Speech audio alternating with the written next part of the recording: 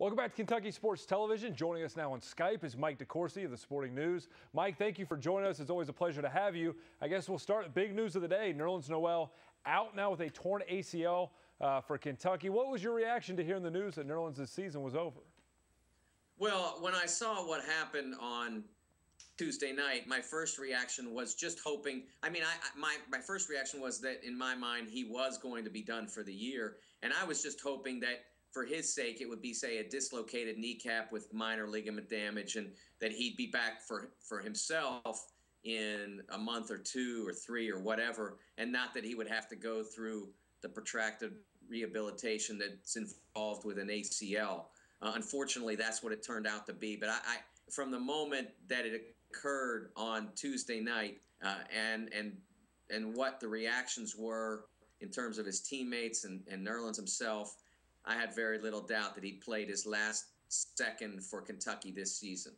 What does this do for their team? I think, you could go either way, I guess, coming into this game. They either looked like they were coming together or they looked a little out of sorts as they headed in to play a very good Florida team. But how much does this change Kentucky now, and how concerned should UK fans be for their chances in the postseason now that he's out? Well, I think that any concern at this point is legitimate because they're going to be an entirely different team.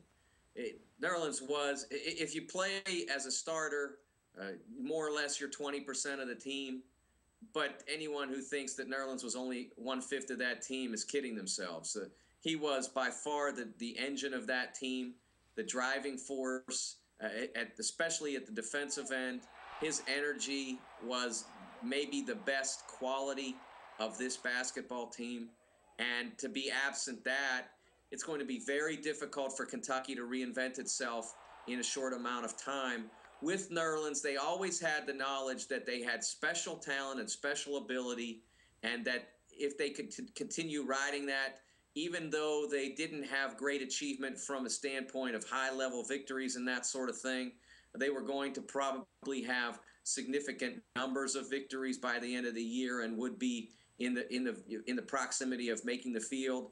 And now, without him, even if they're able to gather some momentum back, the committee will look at them as diminished and damaged and maybe not feel the same way about having them in the field. So it's really a tough situation. They have to get an incredible amount of momentum in a very short period of time, all with a completely reimagined approach. It's a lot to ask. Kentucky's a team that they fell apart at the end of the game last night after Nerlens went out, and they're a very close group. Is it fair, you think, to say that now going forward their biggest battle is going to be mental, trying to get past losing their teammate and maybe the most important part of the team, trying to overcome that mentally? Because they've struggled this season trying to challenge themselves in that regard. Is that their biggest challenge, you think? Honestly, I think that it's a challenge because of what he meant in terms of his energy. But I think the biggest problems are technical, or what kind of team are you now? Before you could count on Nerlens to erase a lot of defensive mistakes. Willie Cauley-Stein is a fine shot blocker. He's not Nerlens. There just aren't very many guys like Nerlens. There haven't been very many guys like him in the last 20 years. So you lose that, you have to become a completely different team. Do you try to play more zone? What do you do?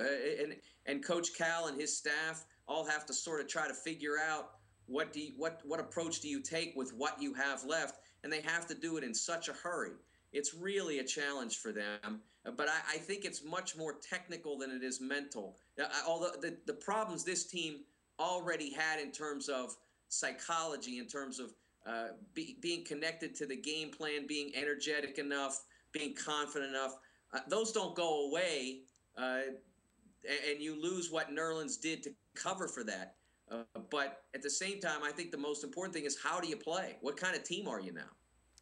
Is it fair to blame? This is going to be used as an example in the argument of the one-and-done rule against it, because Nerlens, of course, could be in the NBA right now. Is it fair to criticize that rule that makes guys go to 1 year of college in regards to Nerlens' injury? Well, first of all, it doesn't make them do anything. They could sit out and train for a year if they wanted. They could play in the D League. They're allowed to do that. They could go overseas and play for a decent amount of money, and that's available to them too. They choose to go to college because it's offered for the last 75 years the best training for the NBA and other professional leagues. It's offered an education as well. It's offered great marketing in terms of making Nerlens Noel a household name instead of just a kid on a recruiting list. It does all those things for young players. If Nerlens had been injured walking across the street, would we be arguing that players shouldn't be allowed to cross streets? If he'd gone pro this year and then played in summer league and hurt himself there, would we be arguing to outlaw the summer league? There are so many ways a young person can be injured. You simply can't bubble wrap these guys and then bring them out on game night. It doesn't work like that. There are risks.